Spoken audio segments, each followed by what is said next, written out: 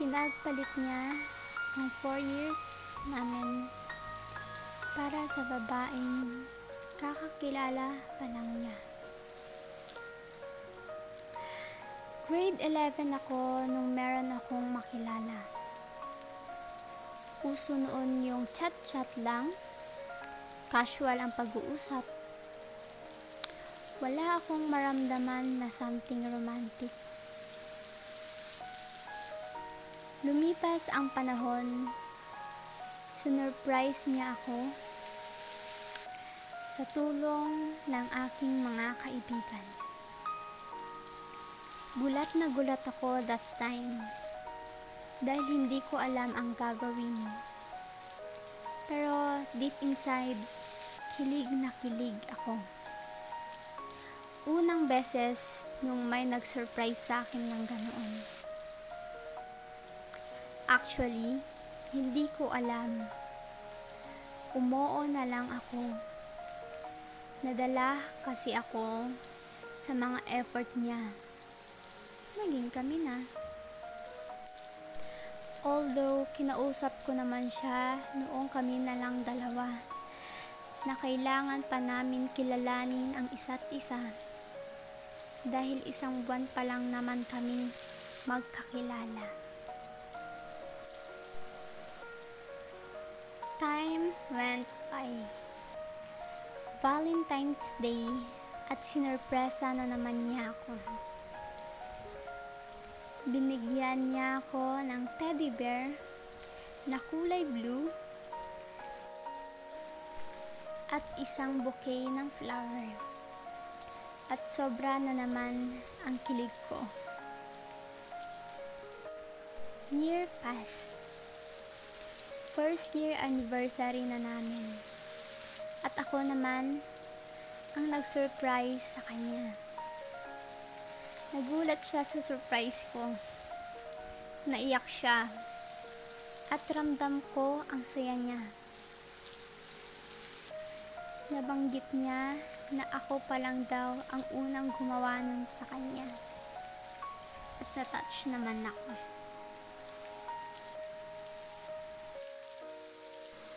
Year passed.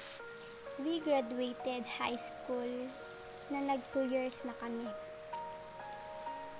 Super happy kami kasi we both survived ang senior high school life na kami pa rin.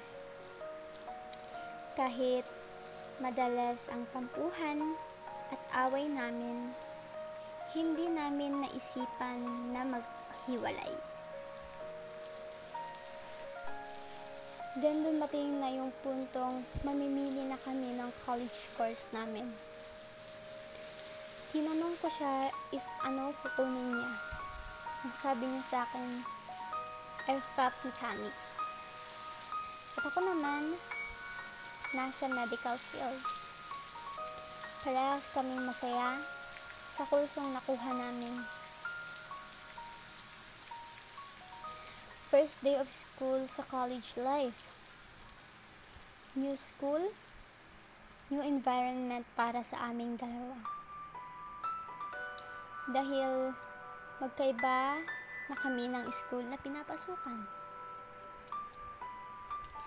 Until I met a friend na naging close ko sila.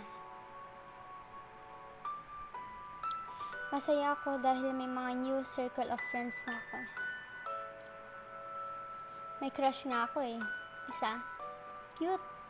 Kasi. Pero wala yung mali siya. At hindi ko binibigyan ng lahat ng aksyon niya. Dahil alam kong may girlfriend. Hindi ko pinagbibigyan ang lahat ng aksyon niya. Dahil alam kong may girlfriend din yon. Yung guy na yon, naging close sa akin. Alam kong mali yung ginagawa ko. Mukhang cheating. But I swear, wala akong intensyon. Hindi ko binibigyan ng kahulugan ang lahat.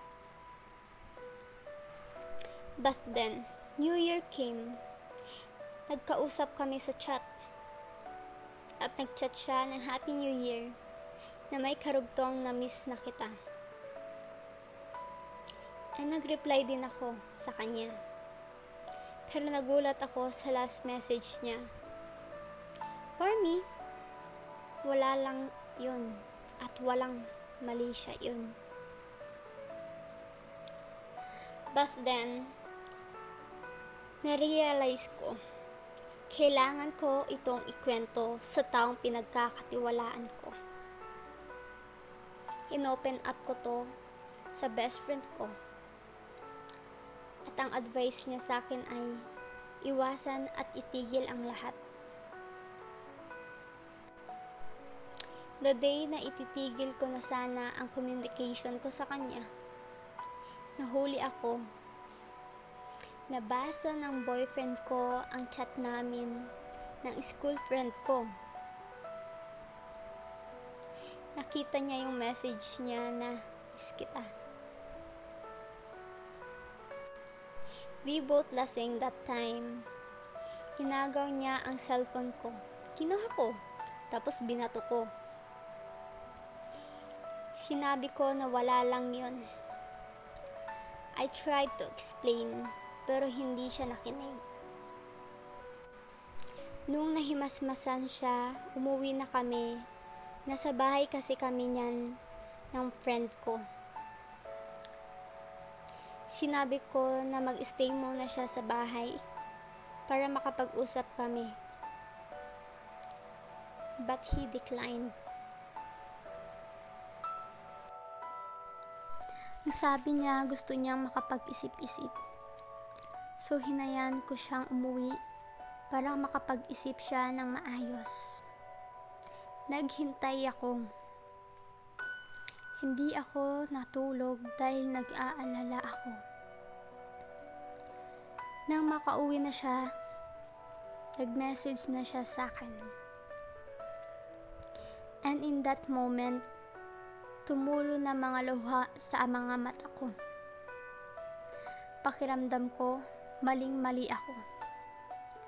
Gusto kong maging maayos ang lahat. Alam kong mahal ko ang boyfriend ko. The next day, kinadtad ako ng message ni Guy. Naaway ako dahil yung boyfriend ko daw nag-message sa girlfriend niya. Inaaway niya ako ng todo-todo. To the point na para magkaayos sila ng girlfriend niya, iaminin ko raw na ako yung nag-message na miss kita. In short, pinapaako sa akin ang lahat. Sinabihan niya ako na sabihin ko raw na ako ang may mali at ako ang mag-sorry sa kanya.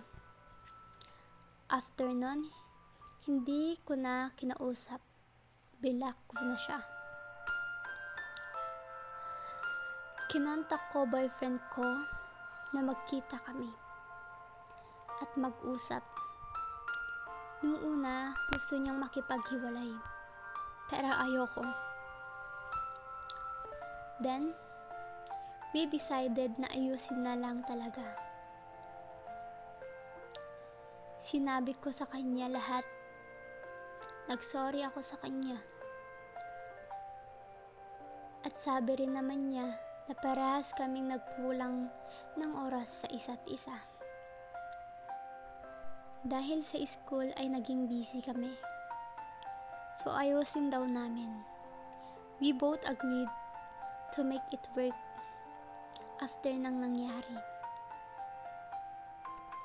Umiwas na ako at nagpalipat ng ibang block para sa ikagagaan ng loob niya at para sa peace of mind niya na rin.